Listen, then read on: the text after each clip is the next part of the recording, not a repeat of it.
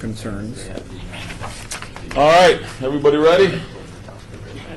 Okay, Those seats are too so far. item number one, call the meeting to order. So I will call the meeting to order. Number two, we're in compliance with the open meeting law, correct? Yes, we are. Oh, there you are. Yes, we are. Okay, thank you. Item number three is bill number 2018-59 for possible action. Adopts certain document entitled Fourth Amendment Restatement of the Development Agreement for Sky Canyon Master Plan Community in the Great Ward 6 with Councilwoman Fiore regarding property generally located in the northwest corner of Grand Teton Drive and Grand Canyon Drive proposed by Robert Summerfield. Hi. Mr. Chair, council members, so this is, as stated, the Fourth Amendment and restatement of this development agreement regarding Sky Canyon, and this matter was actually approved by City Council as a part of their meeting on November 21st. Everything is in order, and this will just formalize and adopt this in accordance with state law. Okay. It's a public hearing. Anybody from the public want to speak on this item? All right, I'll close the public hearing. I move to recommend General Martin. Very good. We have a motion to approve item number three. All those in favor? Aye. Aye. All those opposed, motion carries unanimously. This will be heard at the January 16th City Council meeting. Item number four, bill number 2018-60 for possible action, adopts a certain document entitled Development Agreement for Eastland Master Plan Community regarding property generally located at the southwest corner of North Sky Canyon Park Drive and Moccasin Drive, proposed by Robert Summerfield, Director of Planning.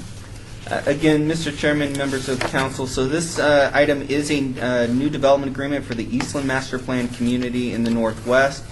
This is to formalize the adoption per state law of the document that City Council has already approved as of November 21st of 2018 and asked for approval.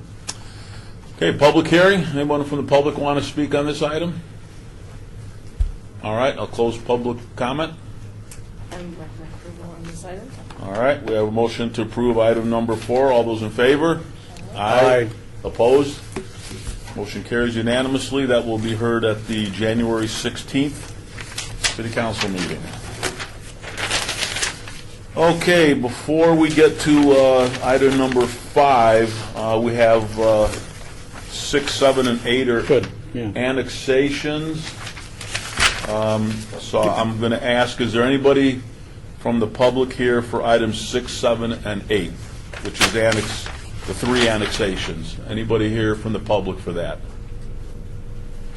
Okay, then we'll go ahead and just continue in order. We can go through 9 to 9 if you want to. No, there's nobody here, and the other ones are city issues. So, all right, so let's go to item number 5, which is bill number 2018-61 for possible action, amends LVMC Title 6 and 19 to adopt provisions establishing a business license category and land use regulations for social use venues, marijuana, together with accompanying requirements and limitations, sponsored by Councilman Coughlin. So I guess what we'll do first is we'll hear from staff. You can give us an overview of what this ordinance says and doesn't say, so the public gets an idea what the ordinance is about, and then we'll open it up for public comment on anybody who wants to comment on the ordinance, and then once public comment is closed, then we'll open it up to members of the recommending to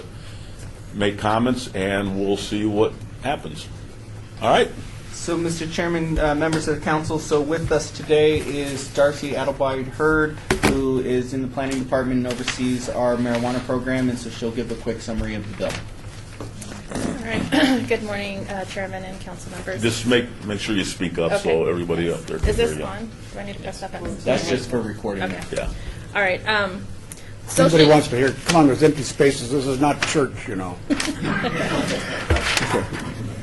Okay, so this bill would create a new category for licensing called social use venue. It's a business which offers or allows as part of its business activity a location and equipment for the consumption of marijuana and marijuana products. It would have a You gotta 5,000... speak up. Louder than that? Our attorney Little cannot bit. hear you. Louder than that? Okay. Yeah. It has a $5,000 annual license fee. a special use venue will not be allowed to sell marijuana or marijuana products, but they can distribute marijuana paraphernalia or sell or rent marijuana paraphernalia. Applicants that apply for a social use venue would have to submit to licensing prior to getting approved a security plan, a training plan, an air quality control plan, and a fire safety plan. The security plan would identify issues to mitigate the black market products coming in. The training plan would have to include effects of marijuana use, overconsumption, safety standards, sanitation needs, and a curriculum must be at least 2 hours. The air quality control plan, if they're going to allow vaping or smoking inside the establishment, would have to have an air purification system that has the ability to remove THC compounds from the ambient air. And the fire safety plan would have to be approved by a fire department for any kind of devices or paraphernalia that have a lit torch. Employees working there would have to have a work card. Anybody that is 21 years of age, anyone can come in that's 21 years or older. That's patrons and employees, regardless of any other business activity that may be with the social use venue. No consumption allowed in the view of the general public. There will be no smoking in any outdoor area. Delivery of marijuana to the establishment is allowed in accordance with any kind of state law. No storage of marijuana or marijuana products on site. The odor control and disposal requirements must meet the same requirements that are already set in our marijuana establishment code. You must have a qualified person on premise at all times that the business is in operation. It would allow for alcohol in a beer and wine room license. It would require some conditions on that license that there is no greater than 11% alcohol beverage volume, and only allowing beer and wine that's pre-mixed and in its original container. That would be a separate business license. The code would allow for a director or metro the authority to immediately suspend a license for up to 10 days if they find alcohol other than what's permissible sold. Employees in possession of illegal substances, employees having consumed marijuana while working, marijuana found to be stored on site. Social use venues will be required to obtain a special use permit from our planning department and follow the same distance requirements as marijuana establishments. So that's the 1,000-foot separation from the protected uses such as parks and churches and schools.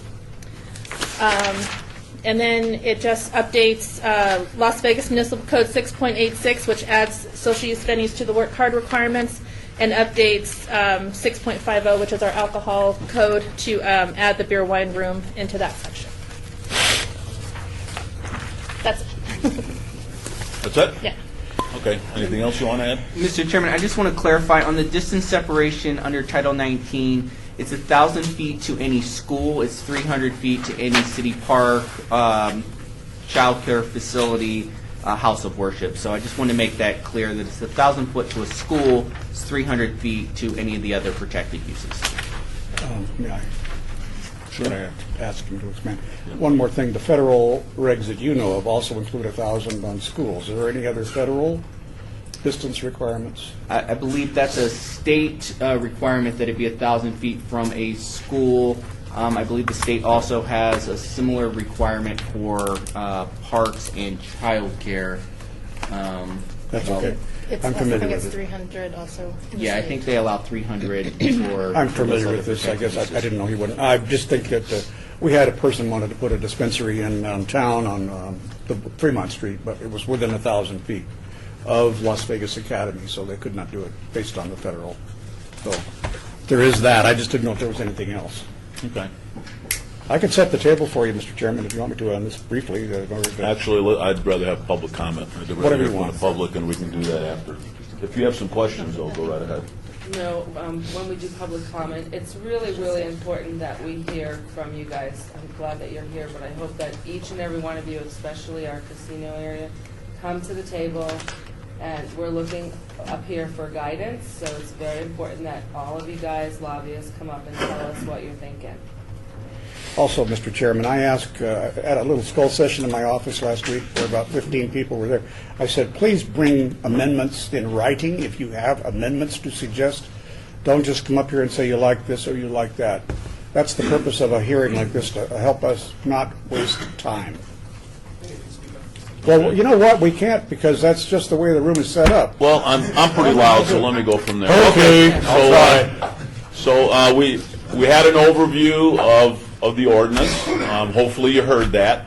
So what I'd like to do now, which I think is very important, is we're going to open it up for public comment. So any of you that want to comment, whether it's an amendment to the ordinance that you're going to suggest, whether you're for the ordinance, whether you're against the ordinance, whatever your comment is, I'm not going to put a time limit on it, but just be real succinct and just state what you want to state, and we'll take notes, and it'll be going to public record.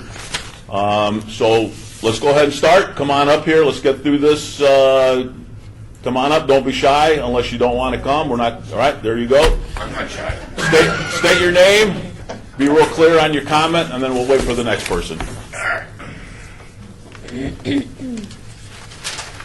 For the record, my name is James Lamb. I am the Vice President of Las Vegas Medical Marijuana Association.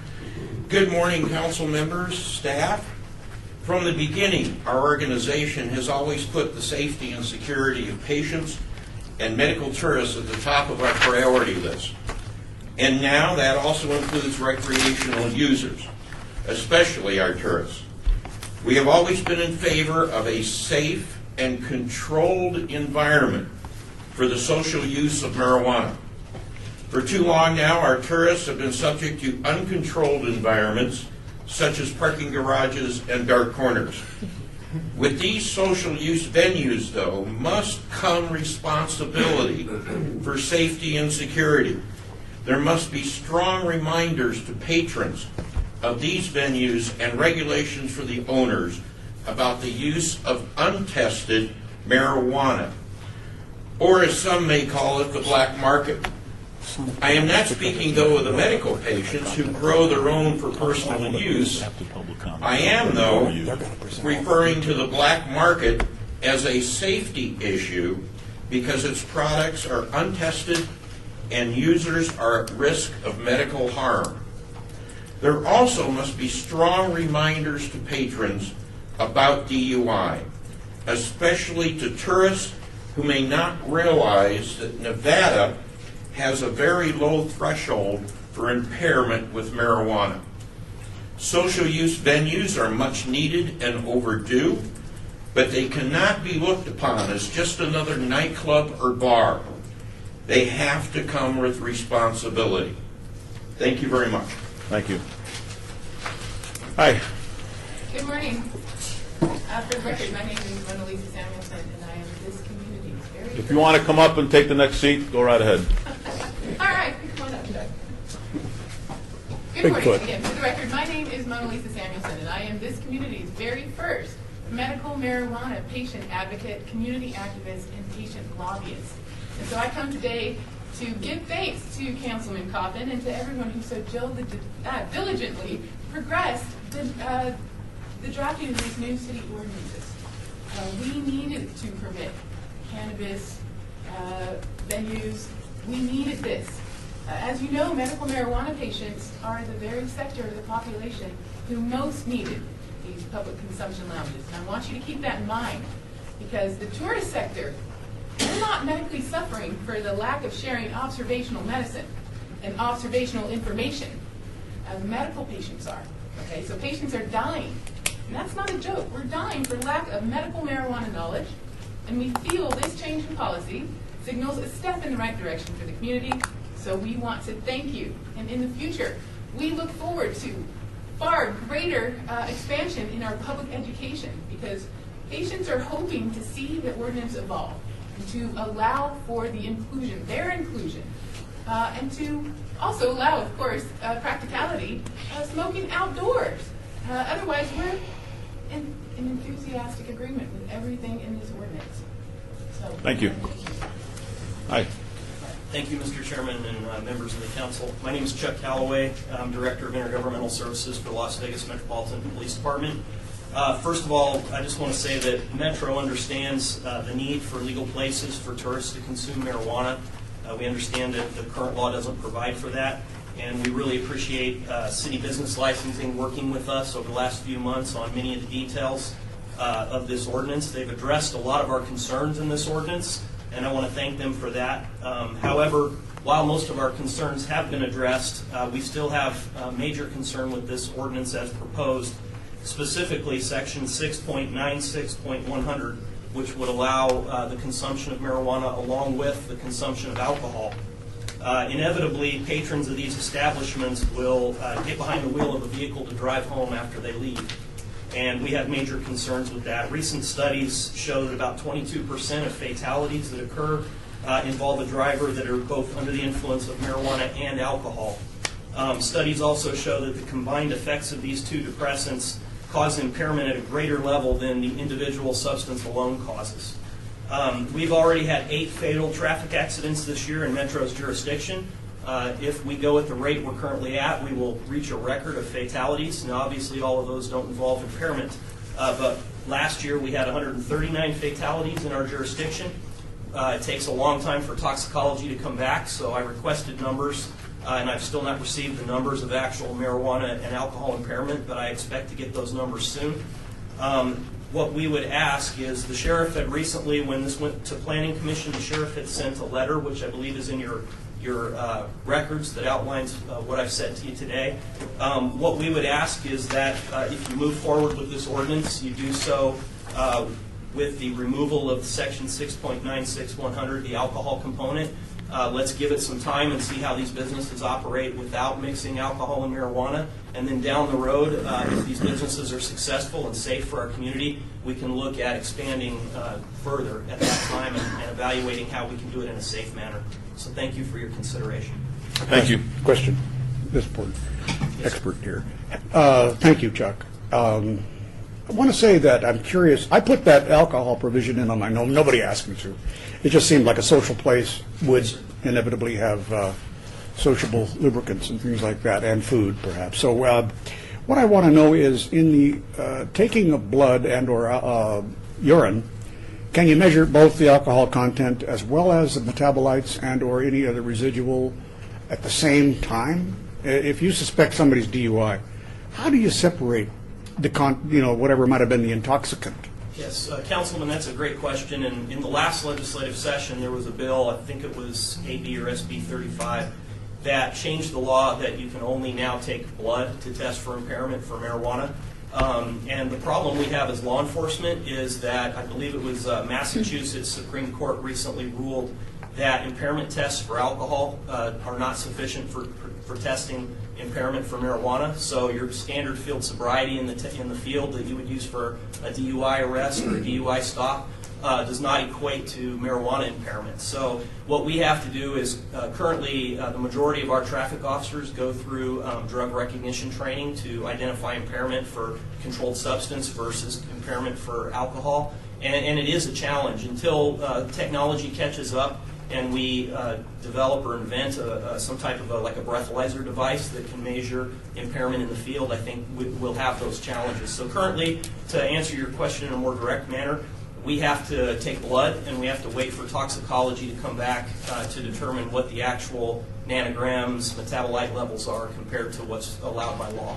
If I could follow up on that, Mr. Chairman, then on the fatals, in the postmortem, that's inevitable, and it takes a few weeks, I suppose, to get the toxicology, as you said. How I'd like to see, if I could, the report on the quantities per nanogram of, or nanoliter of marijuana and alcohol at the time of death. I think you measured that at that time of death, or at least as close as possible. It stops metabolizing at time of death, I think. Mr. Chairman, through you to Councilman Coffin. You know, I'm not a scientist or a coroner, so I couldn't intelligently answer that question because it's beyond the scope of my knowledge. But what I will say is that from a law enforcement perspective, we typically have two separate scenarios. We have scenario A, where we have a stop for somebody swerving or somebody's acting like they're maybe impaired, so the officer stops them and has to make a determination if they believe they're impaired by some substance. Could be marijuana, could be opioids, could be alcohol, could be maybe they're having a medical condition. The officer has to determine that in the field, and if probable cause exists, we'll make an arrest and then a blood test or a breathalyzer test if it's alcohol. The other scenario is a fatality. So in those cases, obviously a body is transported to the coroner's office, or if they're still alive and then die after the fact, maybe to the hospital. So the medical personnel or the coroner will take blood samples and do those testings. They're not necessarily done at our crime lab, if that makes sense. So, Well, could you please provide those to us? The Yes. fatal, on the fatals, I don't think you want to grab everything. absolutely. As soon But as I it- get the numbers back from our traffic section, they're telling me that they're about 6 months behind on toxicology right now. But as soon as I get those numbers, I will provide them to The you. trouble is that legislature will want those too, and you can't wait till June and it'll be over. Right, absolutely. So what I think we can provide is we can take the 6-month numbers and get an idea based on that data, what the whole year data will probably look like. We could make a educated guess based on 6-month data. As soon as possible, I would Yes. hope. Thank you very much, Mr. Chairman. Thank you, sir. Thank you. Thank you, Chuck. Yes. Okay, thanks. Thank you, sir. All right. Good morning, Mr. Chairman, Councilman Coppin, Councilwoman Fiore. I'm Virginia Valentine with the Nevada Resort Association, and I unfortunately am here to speak in opposition to amendments to Titles 6 and 19 to allow marijuana social clubs. As you all know, gaming is a privileged license in Nevada, and it is grounds for disciplinary action by the state Gaming Control Board and Gaming Commission if a licensee violates state and federal laws. Additionally, we are held to high standards for know your customer when it comes to anti-money laundering requirements, and that involve, in particular in this case, cash. Until such time as those conflicts between state and federal laws can be resolved, we do not support marijuana lounges. If you decide to proceed, we would ask that the downtown gaming district be given, in fact, gaming enterprise districts, the same protections that they are afforded on the strip, which is there are no deliveries, there are no marijuana establishments located within the corridor, and to avoid that proximity to those kind of establishments that would result in a violation possibly of a federal law or gaming regulations. So you probably know from my letter, which I hope you all received, that the state gaming policy committee met earlier, passed on a commission of regulators. They gave some pretty specific guidelines, and they included gaming and marijuana. Basically, you can have one or the other. You can't have both. You can't be involved financially with marijuana establishments if you're a licensee. There are a number of requirements. So we appreciate it if you would, if you do go forward, that you keep the gaming industry out of harm's way with respect to the regulations. Thank you. Question? Thank you, Virginia. Yeah, I got your letter, thank you. But why do you, I'm trying to figure out, as a personal choice, of course, that it's up to any individual whether or not they want to oppose something. But casinos do not have to put one of these SUVs in their property. They do not have to own one. They don't have to have any points in one. I'm just curious, what is the concern of the casinos about this? Primarily at this point, I think it's proximity. It's that it's illegal. It's that the potential to lose your licenses. So if you're talking specifically about the proximity. If you are next to a marijuana establishment and you have patrons who are walking around with marijuana, and they're walking around with the proceeds of marijuana businesses, and they have that cash, and they come into a casino and they try to run that cash through the cage, or they try to consume that marijuana at the location, that is going to be, that is potentially a matter for everything from a big fine to suspension of license under our gaming control regulations. Well, I don't want to be argumentative. I'm trying to get it out of you and the owners.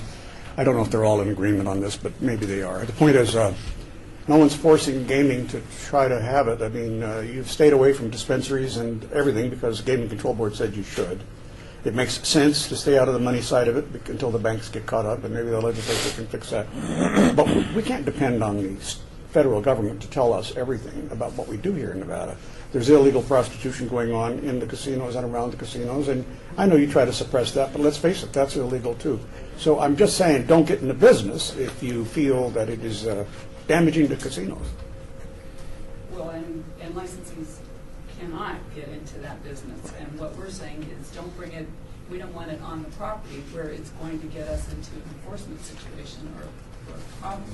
So we are trying to stay out of trouble here with respect to federal laws. Marijuana is still on the controlled substance list. You know, I wouldn't look to the federal government to solve our problems. But I do think at some point it's possible that there'll be some kind of a federal solution to address the conflicts with state law now that so many states have legalized marijuana. So I think but for us, with a privileged license, it's something we take, complying with the gaming regulations is something we take very, very seriously. So again, the proximity for us is problematic, and we would ask that you offer us some protections. What, distance Okay. requirement or something? I'm trying to, I just want to Well, have. I think, What is proximity? well, I think you've stated your case, so thank you very much for coming down. So, next. Could you supplement that with proximity clarification? Thank you. A little right. Thank you. Good afternoon, Scott Rutledge with Argentum Partners. Good to see you all this morning. So I've met with every member of council. Next person, come on up. I've met with staff. I've met with Metro. I've met with Ms. Valentine. She was actually one of the first meetings we had. And I'll say her position hasn't changed from 2 years ago. And I get it. Gaming is not going to want to support or be involved in anything related to marijuana. But the whole reason we started down this path is because the answer to the question by a tourist to law enforcement, a casino enforcement individual, a bar owner, a casino owner is, where may I smoke this? And the answer is not here. That's our policy today, not here, which means people are smoking in garages, in their cars in the garage, in the alley behind the bar, you know, on the sidewalk, in front of the bar, in front of the casino, in some cases in their hotel rooms. This is an issue. We all know it's an issue. UNLV's law school did a whole white paper on this, the elephant in the room. I assisted some of the students that worked on that early on and said, hey, you should talk to some of these folks because, look, if we continue to ignore that this is happening, it's not going to change the fact that it's going to continue to happen. I think that the ordinance as it's written today accomplishes some of the goals that we've set out to do. And my personal involvement in this is I was involved in the campaign for Question 2, so I take personal responsibility for helping have created this problem, and it is a public policy problem. So we want to solve it, right? Number one, these are not going to be in casinos. There was never been a proposal to talk about locating them next door to casinos. We get that. We want separation. 43 million visitors coming to Southern Nevada every year. And if just a small percentage of them decide to purchase marijuana from our legal dispensaries, where are they using it, right? We're all sort of turning a blind eye to the fact that it's happening in places it shouldn't happen. So by creating these venues, we now have an answer to the question, where may I consume this marijuana that I purchased legally as an adult in your community? Well, there are these places. And either here's a list or you can find it on this website. We're going to have to do more than just license these, by the way. We're going to have to really get behind in terms of the promotion and education of the public about what these are, where they are. And I know that anybody involved in this industry should be happy to put in on that effort and make sure that the public know where they're located and what the rules are. Another thing about this, these have to be venues that people want to go to. Okay, I went to San Francisco to tour a couple of these venues, and I can tell you they are boring. They are set up for people to walk into a dispensary, buy marijuana, go into a room, no food, no beverages, no alcohol, no anything. In some cases, a time limit, and it's just there basically to give somebody a place to smoke right outside a point of sale. But if you look at those venues, these are not venues that I believe visitors to Southern Nevada that are used to having a certain experience and level of service would enjoy. So we do need to think about that. It needs to be a place that people will come. To the point of alcohol, people smoke cannabis and drink alcohol, or they don't. And whether or not we allow alcohol sales at these venues, they're going to do that anyways. The reason why I think we need to allow alcohol in these venues, and beer and wine, is one, if a group of us want to go into one of these venues, right now, if one of us smokes marijuana, they're walking out and smoking probably illegally in an alley, in the car, in the parking garage, but they're kind of doing it in those dark corners as we talk about. Right now, if we create a venue where people can come in, choose your intoxicant. I'm going to have a beer, my friend's going to smoke his joint, and then when we're done, we'll get up, we'll go do our thing, right? The idea is we want people that feel comfortable in these venues that maybe don't consume marijuana. I think that we're getting a little lost here that this is just about a place for people to consume marijuana, because if that's what we're trying to do here, I don't see how these are going to be as successful as they could be, and I don't know that it's going to draw people in that want to both have a beer and smoke, or just smoke, but their friends that are with them want to drink. Because right now, if you go into a venue that doesn't serve alcohol, and there's a bar next door, or across the street, or down the street, what's to stop them from consuming cannabis at one of these venues and then going to one of those bars? We still have the same issue. One of the things that's written into this ordinance is a training and education program for the safety of the employees and the consumers, as well as an indoor air quality piece that I think is going to be one way to help protect not only the people that work there, but the people coming in that choose not to consume, worried about a contact high or secondhand smoke. Again, it's not a perfect ordinance, and we're going to have to do this in practice, but I think that the bones of this are really setting us up to be successful. I think the education piece is key. In terms of, who owns these, because they're a privileged license, these owners are going to have to go through background checks, right? And these air quality systems and the security related to them, this costs money. I think we can expect that this is not going to be a small investment for somebody who wants to open up one of these venues. Right now, I represent a client who's put $2 million into a facility. $2 million, and is willing to put more in order to comply with this, in order to have one of these venues. So these are going to be real businesses. They're putting real money into them, and the idea is to get as many people off of our streets, out of our alleyways, out of these parking garages, out of the casinos, and into a place where they want to go, where they can safely and in a well-regulated environment consume. I also recognize that we're probably not ready to make a decision today based on conversations we've had. So I wouldn't urge the recommending committee to do so today, but I also don't think we should punt this off for 6 months. I think that we're real close, and I think that there's some real conversations happening, not just with the people that want these, but with law enforcement and with other stakeholders in this community. So I would ask that, after today's comment and after you all discuss amongst yourselves, I know we're going to need more time on this, but I don't want to wait. I will say to one point, the legislature and Department of Taxation in my conversations do not want to license these businesses because they're not technically marijuana businesses. It is a place where you have the privilege to consume marijuana, but it needs to be a separate business. Comedy club, a bar restaurant, an attraction, a museum, some place where, again, people want to come, have fun, be social. If we try and depend on the feds or the state to do something about this, we're going to be waiting a really long time. So I think that this is really something, look, the impacts are local, which is why I believe that you as local leaders should make the decision, because you're going to deal with it every day, not the legislature, and certainly not the Department of Tax. So based on that, I can tell you, there's a lot of what ifs we can throw out there, and we can what if this to death. But I think that other communities are going to embrace this. I think we have a chance to do it better than anybody else based on what I've seen and based on my research. So I support this ordinance as it's written. I think we could tweak it a little bit. I think that we'd be open to some changes if needed. But I think what we've got right now is a great opportunity in front of us, and I'd encourage you to stay the course. Thank you. You can disclose last name, please. Oh, hey, Scott. Scott, You need someone. can you spell your last name? RUTLEDGE. Thank you. Thanks. Like Sergeant Hi. Hi, I'm JJ Walker. I'm one of these business owners. Scott actually represents me. I moved here from Colorado. 10 years in the marijuana industry out there. I had the 7th dispensary in Colorado. I went through the regulatory process, built and sold a dispensary. Also, I've been in the event business in Colorado, running marijuana conventions, and started the world's first marijuana tourism company, which I ran for 5 years. So I moved to Vegas because I felt that this was the future, and that the rules and laws and opportunities through tourism here was going to be a huge opportunity for a business. And I saw the potential growth of where our industry is going with social consumption being a very important thing to help basically fill a problem, which is where do people consume?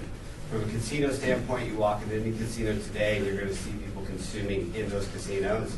So from the distance requirements, our business, which is called Cannabition, it's an immersive cannabis museum. It's actually within a walking distance where people can come legally consume. My experience with this, and serving thousands of people already through social consumption type of experiences, recognize that a physical location really gives an opportunity for guests to come and do things legally, and also gives us an opportunity as a city to educate them about what they can and cannot do, the proper dosing. So like the edible, you buy a 100 milligram edible, and people from who are tourists come in and they're like, should I eat half this candy bar, the whole thing? So this is a great opportunity to use this type of venue to help educate those people. Cannabis is designed to serve thousands of people. We created an experience. And there are those places out there, people in their mindset think about just consuming with, you go and sit in a hookah bar and you sit in a circle and smoke.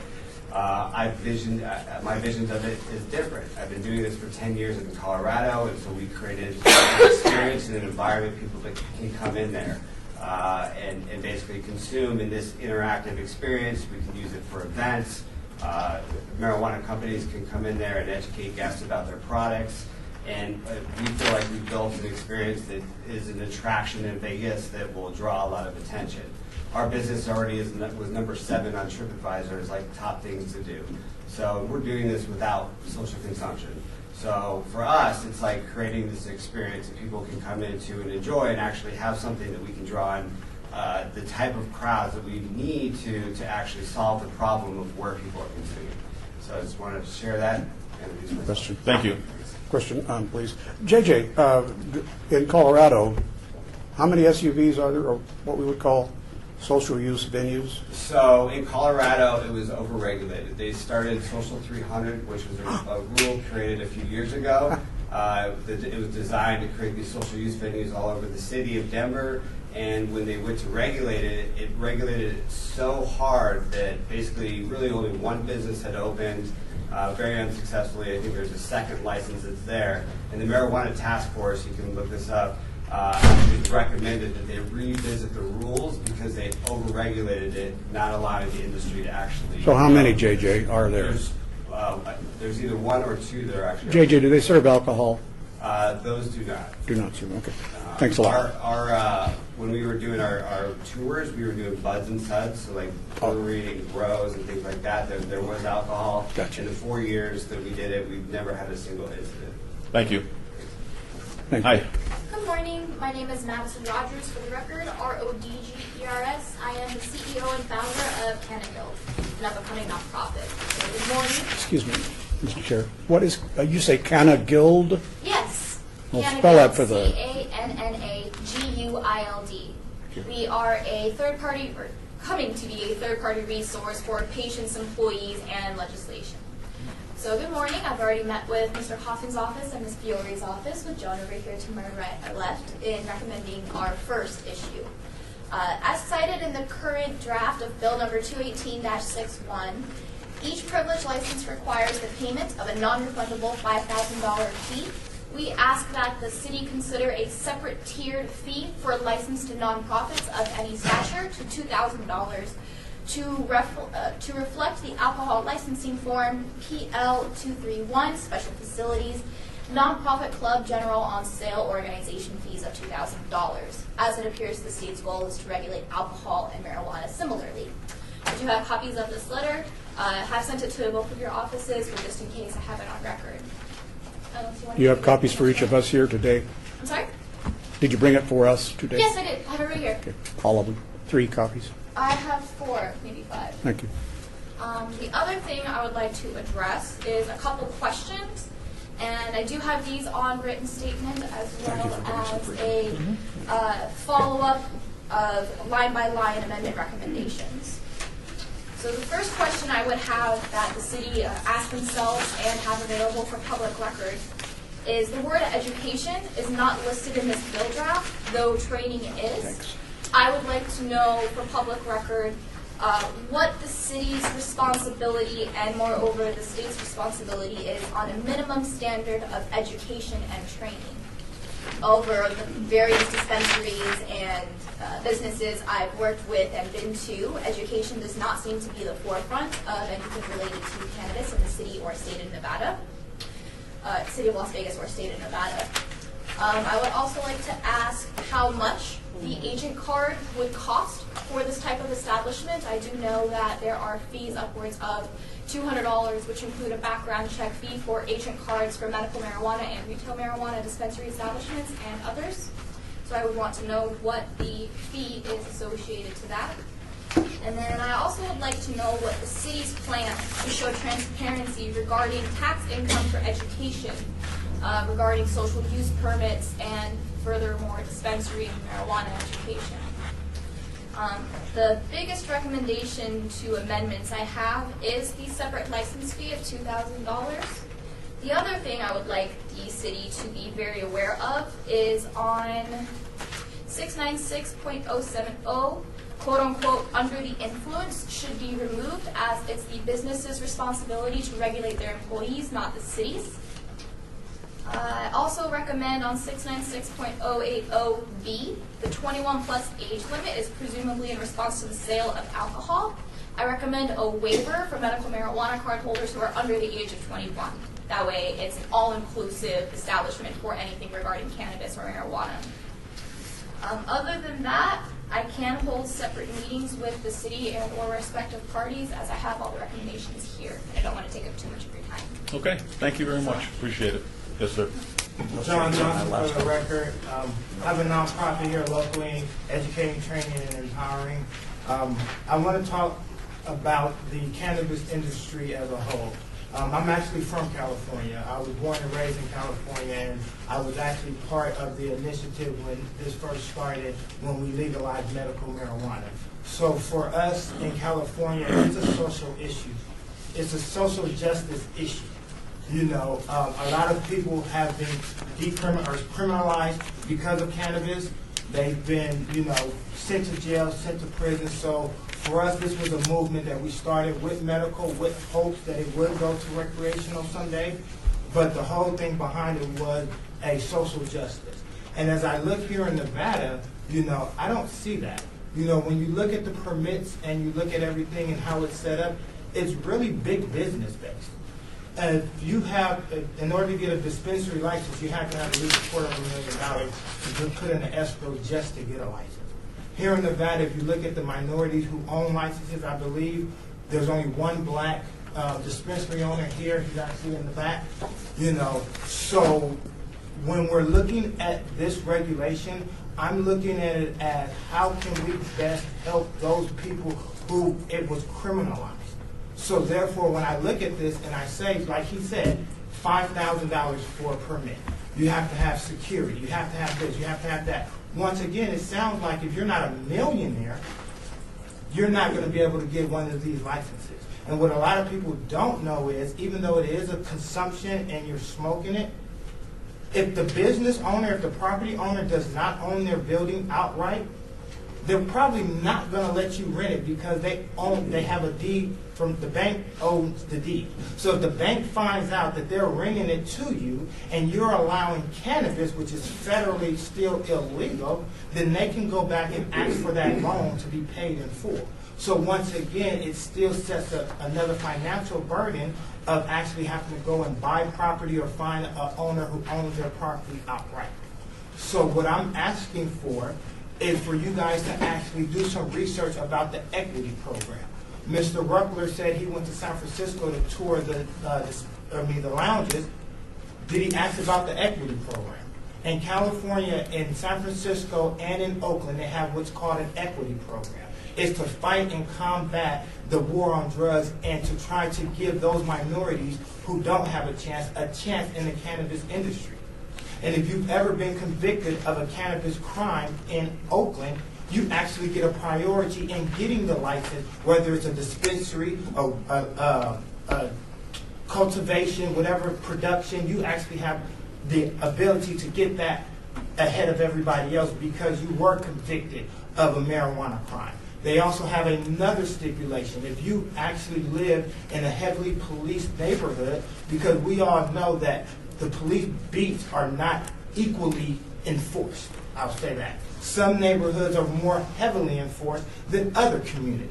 So if you lived in one of those communities that was heavily enforced, then you also actually get a priority on your license. So these are the type of things that those jurisdictions are looking for, the small guy, those people who are not millionaires, who are not billionaires. Okay, so, very good. Thank you. So when I look at the $5,000, I request that, hey, can we look at that and maybe do a $2,000 fee for nonprofits who may want to, get into the industry and maybe have, a lounge or something like that to make some money. And if you look at the alcohol license for an alcohol, as a nonprofit, I can go right now downstairs, or excuse me, to the business license and go get what's called a nonprofit liquor license. It's actually cheaper than a regular liquor license because it's for nonprofit members and members' guests. So I would like that we look at that. And then another thing that I wanted to talk about was the alcohol. The alcohol, for me, isn't really a big issue. If that's going to be something that Metro, don't like, I say we pull it out. There's a lot of different jurisdictions. California is one of them. California, you cannot consume cannabis and alcohol at the same place. It's illegal under their California alcohol license. So if you have a California liquor license, you can't have a cannabis social. You have High Times, you have all these events out there going on in California, and they're so successful, and all the events don't have alcohol in it. So alcohol is not a priority on whether or not, these licenses open up. If we have to take it out, let's take it out and let's move forward, because once again, we need somewhere to smoke legally, and me and the councilwoman talked about this. Most people, they just go smoke wherever, and we really have to solve that. And I really hope that, we get this passed, but also we look at those that were adversely affected by this war on drugs. Okay, Because very good. At the end of the day, Thank you. At the end of the day, Good. you guys Gotcha. criminalize us and say that we were drug dealers. Now all of a sudden it's legal, and we don't have an opportunity to get in the game. I don't Okay, think that's fair. we got you. Good comments, thank you. Yes, ma'am. Hi, good morning. My name is Jennifer Tromaglino, and I'm the founder of a company called Connect Hospitality. It's Connect with an A. Our company is comprised of a team of people who have been working in the Las Vegas nightlife and food and beverage industry since the early 2000s. We've developed, owned, and managed properties in the MGM Resorts casinos, Cosmopolitan, Station casinos. We have extended experience with working with guests in an environment where it is an entertainment-based destination and there is consumption of both alcohol and drugs at times when we put securities in place to catch those people, obviously, but we have experience dealing with those guests.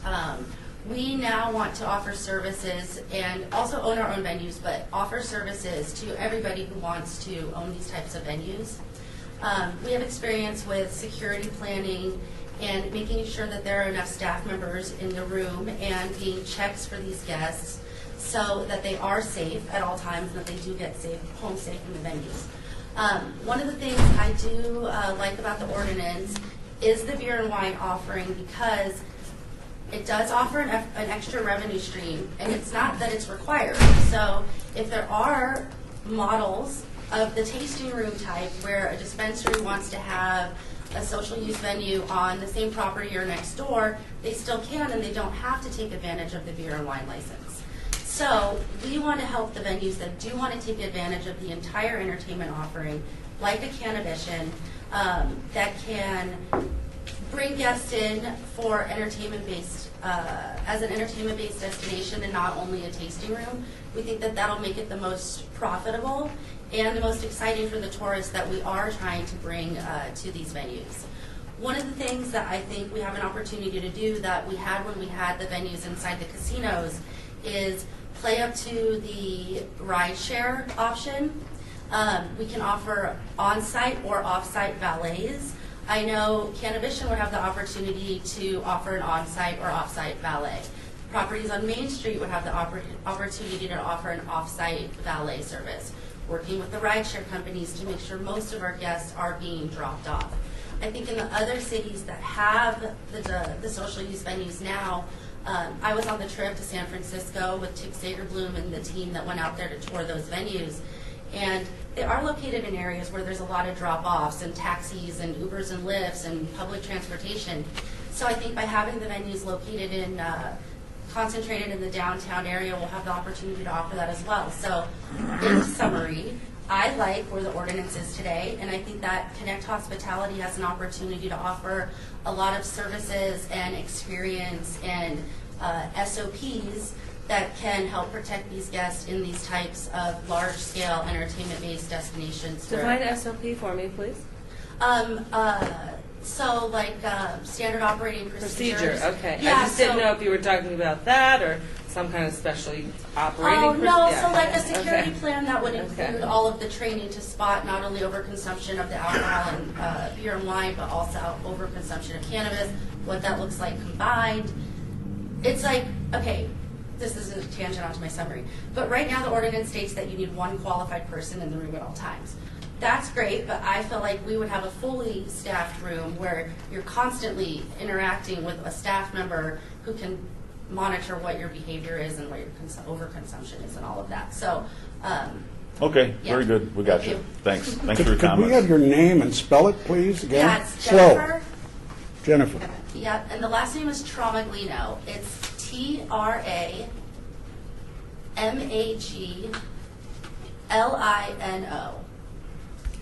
Please leave your contact information somewhere.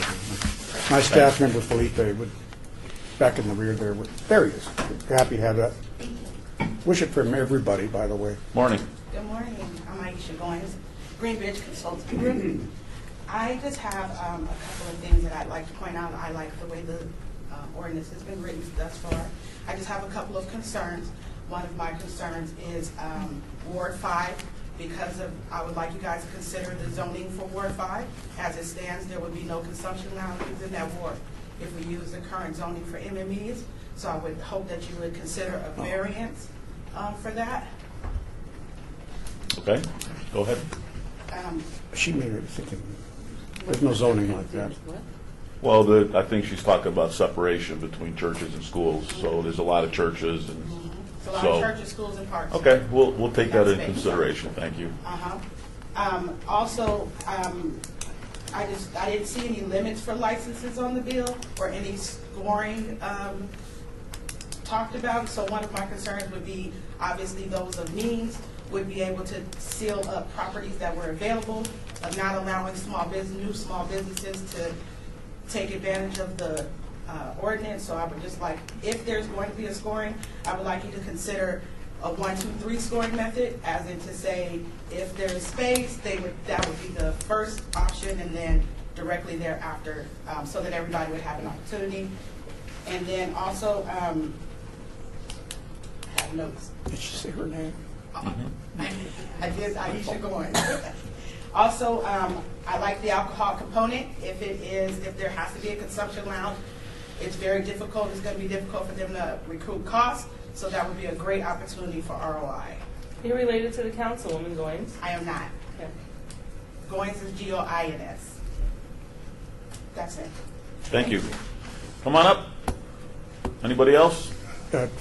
There's another chair. If anyone else wants to make a comment, come on up. Yes, sir. Hi, my name is Ryan Party. Ryan Party? Ryan Party, P-A-R-D-E-Y. Okay. Born and raised in Las Vegas. I currently run the Bunkhouse Saloon downtown. Since I've been running it since 2015. Since the legalization happened, I've noticed a big problem happen. We have a rather large backyard area, and consumption has been happening, and we try to chase it off property, but inevitably people are in the corners or they're hiding in the alleys, and I think we've just also created a bit of a dangerous situation where people are maybe in unsafe places and they're skulking about, and I think it'd be a fantastic thing to give people a place to go.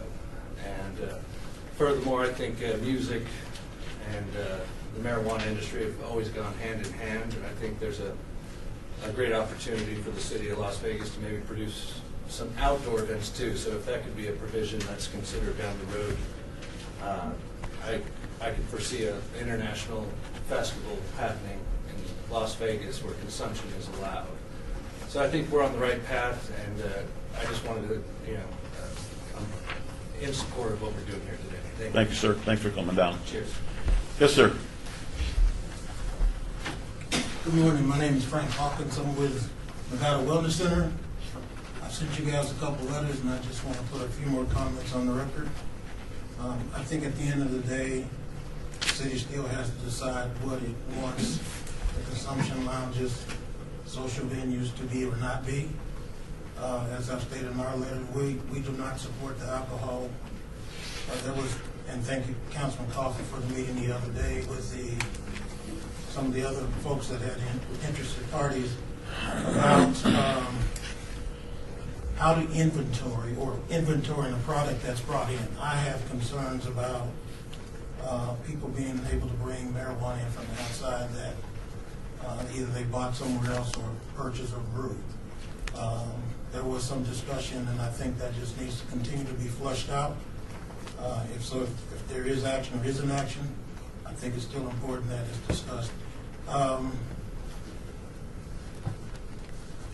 It is important, I think, to go slow. If it takes a little longer, that's more important than trying to be first or being the first on national news because something happened. I know the horse has been ridden, and there's been comments and staff has done a good job, so thank you. But I think from my vantage point, it's more important to be right. And it's always amazing to me how people not from Las Vegas but come in Johnny-come-latelys want to point fingers and throw daggers at everybody from gaming on down and tell us what to do. I mean, they're here because it has worked. So I have great confident faith in you and your staff, and thank you, Councilman Kaufman, for pushing it forward. But I think it's important that we can be as right as possible. Thank you, sir. Thank Come on you, up. Councilman. There's another seat up here too. If no one's coming up, he'll be the last one. There is somebody coming up, all right? It's close to straw. Christopher Laporte for the record. Sorry, what is your name again?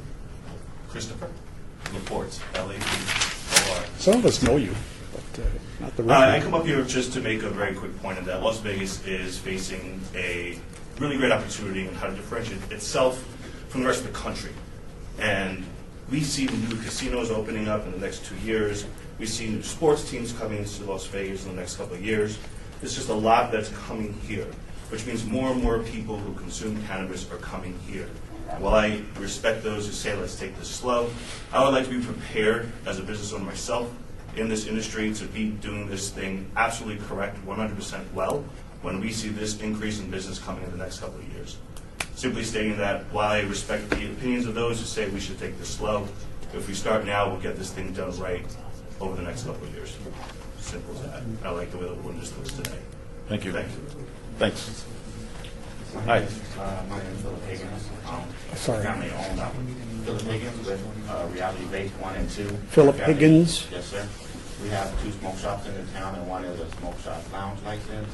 I just want to be on the record that Reality Vape kind of sides with Metro and of the separation of the alcohol. On the business aspect, I don't think we would want to be involved with someone leaving under the influence of marijuana and alcohol and having to face that on the business aspect.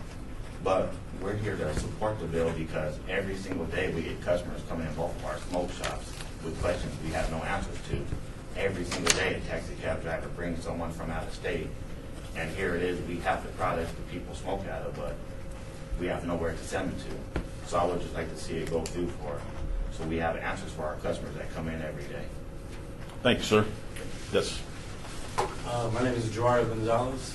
I work in industry, and then I'm able to go between what some people call the black market. I just call it what, old school patients, helping patients, and in the corporations and everything. And I want to say thank you guys for allowing this meeting to go on and having good ideas being spoken.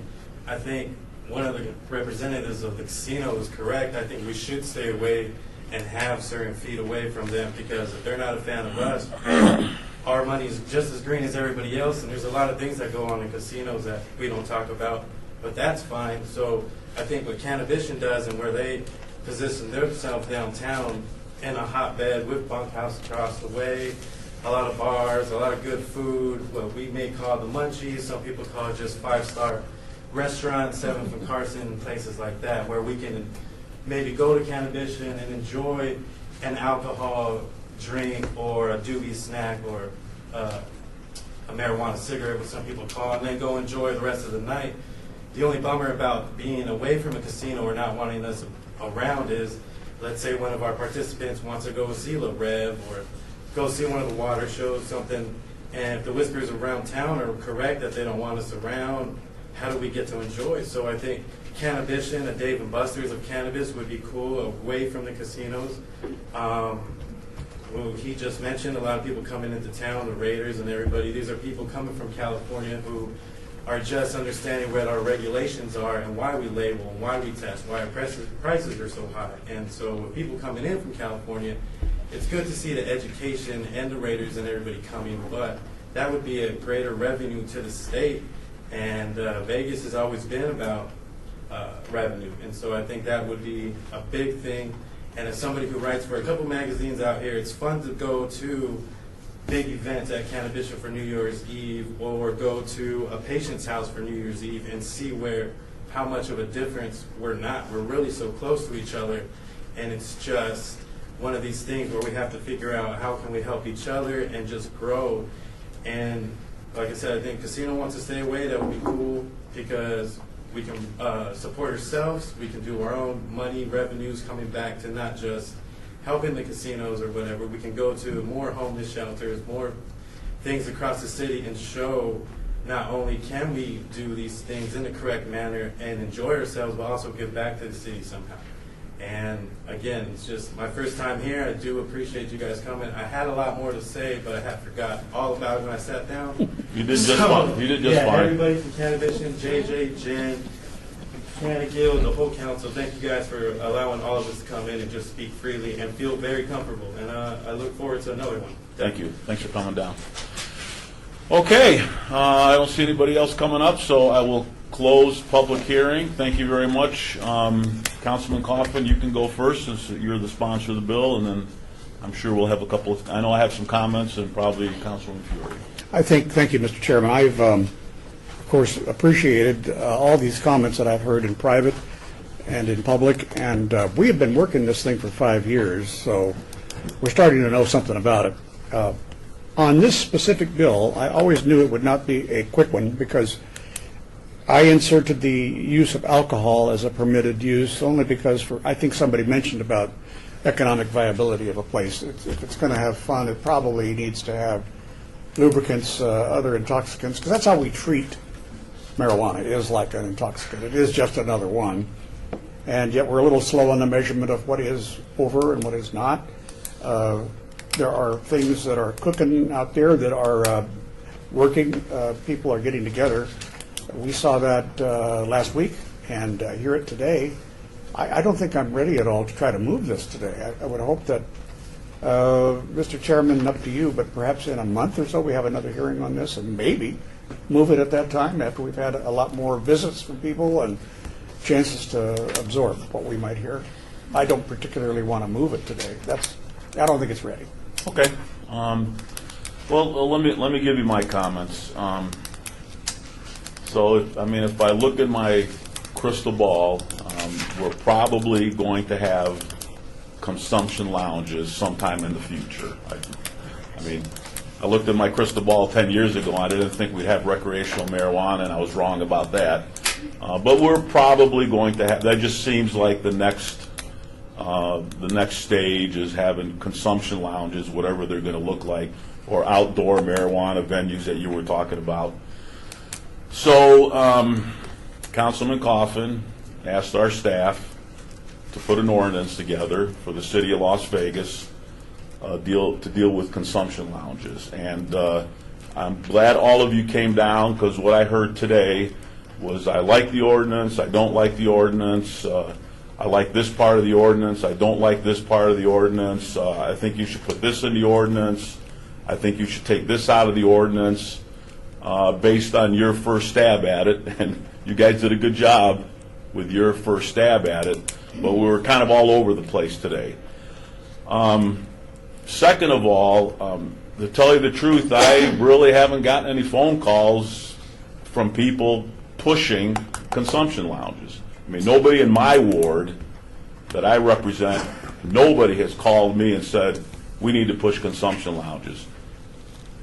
there really isn't that huge of an interest today, even though there's probably going to be an interest in the future. So, I want to take Frank Hawkins' approach. Go slow, take your time, do it right, and even more important is you don't have to be first. So just to give you the lay of the land and the way I'm going to approach this is, first of all, we're a Dillon's Rule state, which means the state can preempt anything that we do. And these two up here already know that. So we can do whatever we want today, or we can do it whatever we want in 30 days, and the state can completely disavow that. So we have a legislative session coming up. There was an article in the paper today, if anybody still reads the paper, that said the state legislature is going to be taking up a bunch of marijuana issues. They didn't mention this one, but there's no reason to believe that they may not. So I don't want to do anything that is going to be completely thrown in the garbage because the state sets up rules dealing with consumption lounges. Number two is there's been this little friction between the city and the county last couple of years, where the city wants to do something, the county wants to do something, we don't talk. I think that's going to change, and the reason I think that's going to change is I happened to run into Tick Seegerbloom yesterday in Costco, and you all know Tick Seegerbloom. He's the marijuana guy for the county. This is the marijuana guy for the city. We didn't talk about this, but the one thing we talked about and we both agreed on, there has to be more cooperation and dialogue and communication between the city and the county. And I think the new chair, Marilyn Kirkpatrick, would agree with that. And she does. Yeah. And the reason I bring this up is this should not be a city of Las Vegas issue. This should be a Southern Nevada issue. All of Southern Nevada should be talking about what a consumption lounge should look like in Southern Nevada. The county, this city, North Las Vegas, and Henderson should be talking together and coming up with one framework for a consumption lounge that we can all build on individually depending on our jurisdiction. So my recommendation is going to be this be tabled until after the legislative session. If they do something, then we have something to work on. If they don't, then the jurisdictions in Southern Nevada should get together and maybe use this ordinance as a starting point and come up with a Southern Nevada plan for consumption lounges. So the only thing I'm going to support is tabling this until we decide as a city to bring it back when it's time to bring it back. So that's going to be my position, and I'll just kind of wait on what we're going to do as far as the motion is concerned. So, Councilman Fiore. Thank you. So, listening to my peers, and Bob and I have had the opportunity to be state legislators and understand how our state works. And the state does rule. So a lot of times municipalities will put in ordinances, then the state overrules it. And taking into account, first of all, I want to say, in 2013, and I'm not patting myself on the back, I mean, because some people love it and a lot of people hate it, that my one vote is why we're all here today. You needed a Republican to pass medical marijuana in 2013, and that was myself, because of criminal justice reform.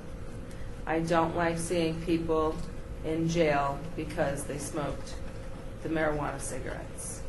So my whole advocacy on marijuana is more for making sure we don't arrest people because they're smoking marijuana. Now, people that smoke marijuana, and I know a lot of people, professionals, attorneys, judges, elected officials, that smoke this stuff. okay? And I don't see any of them going crazy or not doing things that they don't normally do. What I don't want to happen, and with Metro, because Metro's been really great, I have to tell you, working with the marijuana industry, knowing what direction we're going into. I know some of my peers went to San Francisco and looked at the lounges, and it seems to be a consensus that as we begin these lounges, we do not implement alcohol to start with. We implement just smoking.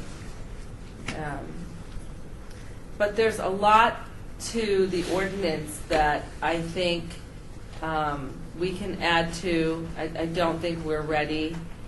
Like, for instance, one of my concerns is when you go into a consumption lounge and you're bringing your own pot, right? What are you really bringing? Are you bringing pot? Are you bringing hash? Are you bringing Coke? What are you bringing? We don't know. So I think minimally that when you walk into a consumption lounge, whatever you're bringing has to be sealed, and you open it in the consumption lounge. That's just a thought. I'm not the pot expert. You are, and that's why I wanted each and every one of you to come up and educate me, because I need your expertise. You're the pot people, and we're the council. So I do know that a lot of us will be taking part in the legislative session coming up, because we have city legislation that we want our state to help us with. And I will say with Senator, now Commissioner Sigerbloom, sitting on council, and our relationship with the commission between Marilyn and myself and Larry being close for the Northwest, and now Sigerbloom and Coffin, I call you guys my marijuana guys, I think together you're going to see the city and the county implement, like they pass something Tuesday and we pass it Wednesday, and it's going to really collide to where I don't want Las Vegas to be like California, to where you cross the street and it's not legal, and then all of a sudden you're in trouble and getting arrested.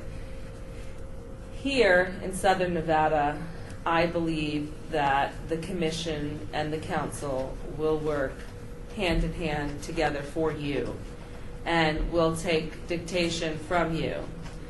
I have to tell you, I'm a little biased towards the city because we have the greatest business folks that have worked on this for a very, very long time.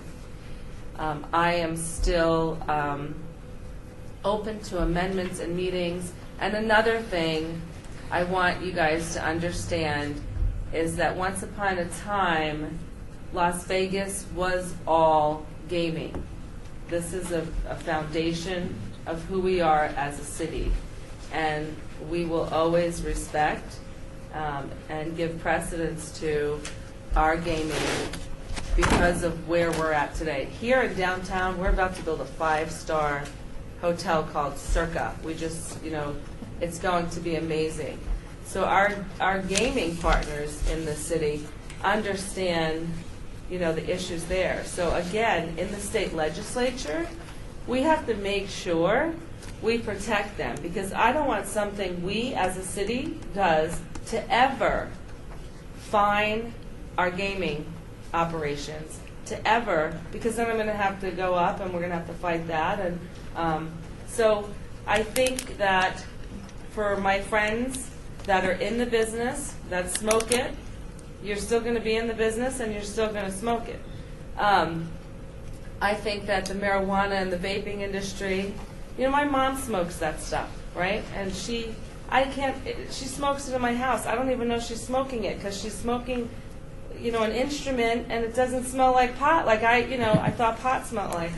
So I don't think if we kick the can down the road for a little while that it's going to hinder our smokers, right? And then when I hear people go, we need to be educated, and, figure out what pot does, how much. I think that's just a crock. You guys smoke pot, you know what's good, you know what's bad, you're experimenting now with, all the edibles and all that good stuff.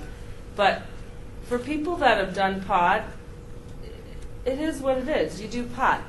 I see lounges as something huge and a big business here in Southern Nevada. Really designed well, cushy, like plush. I mean, I have big visions for your consumption lounge. We have a paint and puff that my daughter and mother can't wait to go paint a picture and puff on a pot. I get it. So I just want you to know that I'm with your industry, number one, because I don't want it criminalized. So understand, my advocacy for your industry is purposeful to decriminalize it, 100%. And go back, and Tick and I talked about this, and people before 2013 when marijuana was legal, we need to go back and retroactively get people out of jail, which are in jail for pot, right? So that's where I'm standing. So I'm going to let these guys lead in what they want to do as far as this, but I really do believe that we need to get it right the first time, and not, because as a legislature, we would pass something, and then every session we would be amending it because we screwed up, someone's in jail, our T's weren't crossed, our I's weren't dotted, and I don't want that to happen. I think that as we start these consumption lounges, we should start them without alcohol. We should respect our law and order enforcement and what they want. And then I'm going to give it back to you guys. If I could, Mr. Chair, just, I like what Councilwoman is saying here. In essence, we either have a month or we have a 6 months delay, and I don't think we need 6 months. I'll tell you why. First of all, these bills come to the recommending committee not to be delayed for 6 months, but to be heard, to get some consensus to take to the rest of the council. So, the consensus on the council might be, let's do something soon or do it in June, one of the two. But what I'm proposed to do is we've got 5 weeks until another recommending committee meeting, which gives us time to get this looked at. In other words, every council member will be contacted by somebody, and they'll be asked, would you support it with or without alcohol? I think alcohol should be on the table, one or the other. That seems to be Metro's only objection, and apparently it's a real objection, so I can understand it. So I'm open to the idea of having the consumption lounges without alcohol, but let's just see if there are thresholds that could be met. I would really prefer we do this quicker, except if we meet on the 19th of February, which is our next scheduled meeting, Mr. Chairman, we would at least be prepared to decide whether we want to wait till June or whether we want to act at that time or in March. That's just my feeling. I don't think we need to put it off until the legislature is over, because that's midsummer, and it's nobody wants to pay attention to any real work anyway. So I'm going to move. I'll make a motion to defer this, to obey this until the hearing dated Tuesday, February 19th. That gives us 5 weeks to mull it over, listen to people, and find out what they would like to have for sure, after they themselves talk amongst each other too, and maybe talk with us. That's my motion. Okay. Well, I'm not going to. Oh, go ahead. Okay. So before we do your motions, what I think would be really fair is if I had the opportunity to speak with Speaker Frierson, right? And we can do that within the next few weeks. It's not a big deal. To see where they're going, right? And then also have a combined meeting with our commission and see where they're going. So I think it's fair. I think it would be fair just to talk to our colleagues. So we don't have to have action on the 19th. That's What was not the my date point. The 19th of February, 5 weeks away, and that'll be the second or third week of the session. And so that gives us a chance to get the feel for the legislature, talk to the county.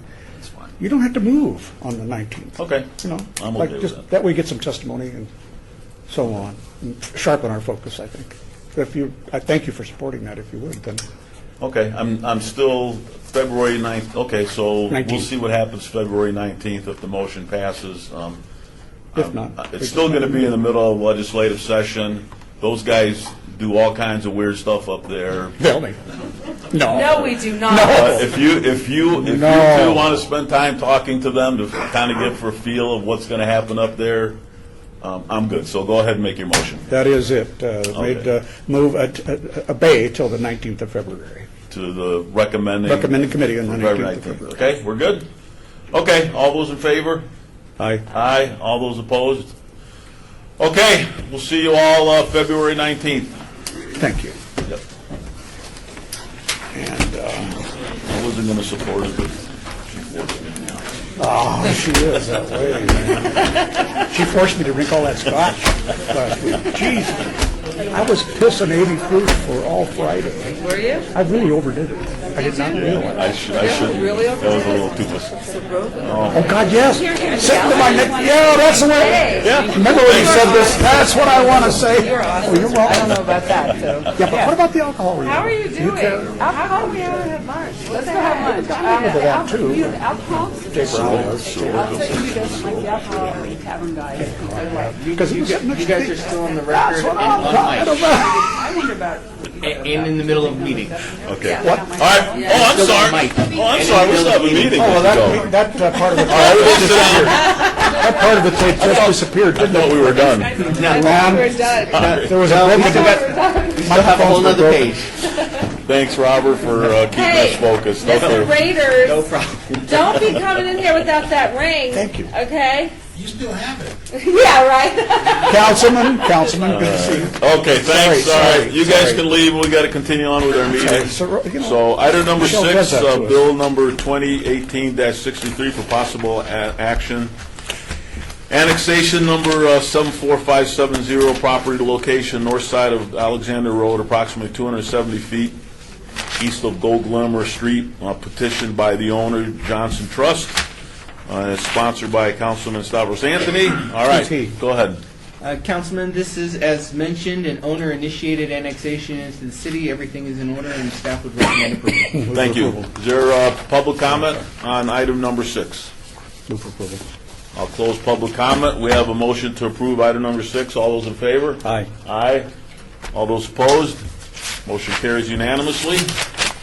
Item number 7, bill number 2018-64 for possible action, annexation number 74572, property location on the north side of Alexander Road, approximately 115 feet east of Gold Chip Street, petitioned by the owner, Scott Family Trust, sponsored by Councilman Stavros Anthony. And again, Mr. Chairman, this is, as mentioned, owner-initiated, and everything is in order, and staff recommends approval. All right, is there a public hearing? Anybody from the public? I'll close public hearing. I'll move for approval. Okay, there's a motion to approve item number 7. All those in favor? Aye. Aye. All those opposed, motion carries unanimously. That bill and this one will be heard at the February 6th, 2019 City Council meeting. Item number 8, bill number 2018-65 for possible action, annexation number 74574. Property location north side of Deer Springs Way, approximately 350 feet east of Hualapai Way, petitioned by the owner, 1997 Morton M.F. Wong and Eunice Elizabeth Wong Trust. This is in Councilwoman Michelle Fiore's ward. And again, Mr. Chairman, everything is in order. This is an owner-initiated annexation, and staff would recommend approval. Thank you. Public hearing, anyone from the public? I'll close public hearing. I have a motion to approve. All those in favor? Aye. Aye. Motion carries unanimously. That will be heard at the February 6th City Council meeting. Item number 9, bill number 2018-66 for possible action, amends the interim downtown Las Vegas development standards set forth in Appendix F of the Unified Development Code to reflect the recent adoption of Chapter 19.09 pertaining to form-based codes, as well as other recent related actions dealing with the master plan and the medical district, sponsored by Robert Summerfield. Mr. Chairman, this item is a cleanup. As the council members are aware, we've been working very diligently to implement the form-based code as a part of the implementation of the downtown master plan, specifically in the medical district pilot area that is in part Ward 1 and in part Ward 5. This matter is a cleanup item related to all those changes that council has approved recently, and so staff is recommending approval. Question. Yes. Question, this won't expand the pilot program, will it? It will not. Create turf outside the existing? It will not. It maintains the boundaries that the city council has already approved as a part of the pilot, and actually there'll be a later item on Wednesday's agenda for that final zoning request that we need to actually implement. It does not change any of that. What it does is it cleans up some language between the old medical district plan and the new form-based code standards, as well as some other internal document cleanup. Good. Okay. Thank you. Thanks. Public hearing, anyone from the public? I'll close public hearing. Do I have a motion? Move for approval of item 9. Thank you. I have a motion. All those in favor? Aye. Aye. Against? Motion carries unanimously. That will be heard at the January 16th City Council meeting. Item number 10, Bill number 2018-67 for possible action, updates the description of certain city ward boundaries, Ward 4 and 6, to reflect the addition of precinct numbers by the Clark County Election Department, as well as annexations proposed by Luann Holmes, City Clerk. Thank you. This is a standard housekeeping item. We adopt our ward map for each election, and so we do have a First Amendment, which introduces 2 new precincts in Ward 6. The only wards that are affected this go-around are Wards 4 and 6. Okay. So public hearing, anyone from the public? I'll close. So this is a motion to approve with the First Amendment. Is that what you said? Yes. Okay. So do I have a motion? Well, are you two happy with what you're doing? I mean, I didn't. Fine with me. I'll move for approval then. Okay. Motion to approve with First Amendment. All those in favor? Aye. Aye. Opposed? Motion carries unanimously. This will go to the January 16th City Council meeting. Item number 11, Bill number 2018-68 for possible action, authorizes the issuance by the city of its general obligation medium-term bonds for Strong Start Academy, Series 2019B, an amount not to exceed $7 million, proposed by Vanetta Appleyard. Hi. Good morning, Vanetta Appleyard, Director of Finance. What you have before you is the issuance of medium-term bonds that will be amortized over 10 years for the Strong Start Academy, and they will be repaid with RDA set-aside education, 9% education set-aside funding.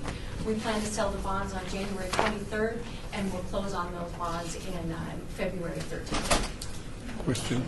Questions? Yes. Yes.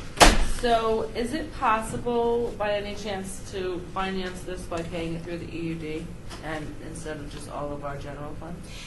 This actually is going to be, it's being repaid with the RDA set-aside, and so it is actually being repaid with the set-aside funds that are coming from the RDA. It's not general. Okay. It's a general obligation bond because it has to have the full faith and credit of the city, but it will be repaid with education set-aside bonds.